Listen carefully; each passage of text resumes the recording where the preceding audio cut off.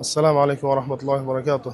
Allohga qasamki, agar qabr ahliga orzu qiling deyilsa, u Ramazon kunlaridan bir kunda bo'lib qolishni orzu qilgan bo'lardi degan Ibn Javziy rahmatullohi alayh.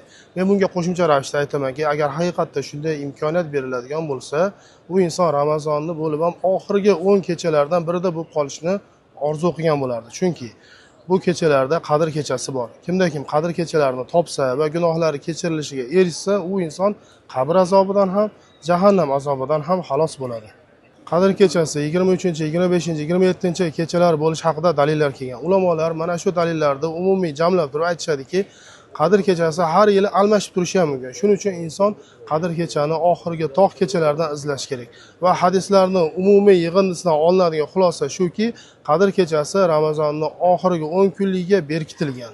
Ajoyib bir o'xshatish bor. Bir uyi yo'q insonga agar oldiga 10 ta kalit qo'yib, aytilsaki, har bir bedor o'tkazgan kechang uchun bir dona kalitni qo'lga kiritasan deyilsa, haligi inson tavakkal qilib faqat bir kecha bedor o'tkazib bir dona kalitni qo'lga kiritadimi yoki bo'lmasam 10 kechani hammasini bedor o'tkazib 10 ta kalitni ham qo'lga kiritadimi? Xuddi shunday siz va biz ham 10 kechani hammasini bedor o'tkazib Qadr kechasini topishga harakat qilishimiz kerak bo'ladi. Agar Qadr kechasini topadigan bo'lsak, nima bo'ladi? Va mana shu kechada qanday duolarni o'qishimiz kerak bo'ladi?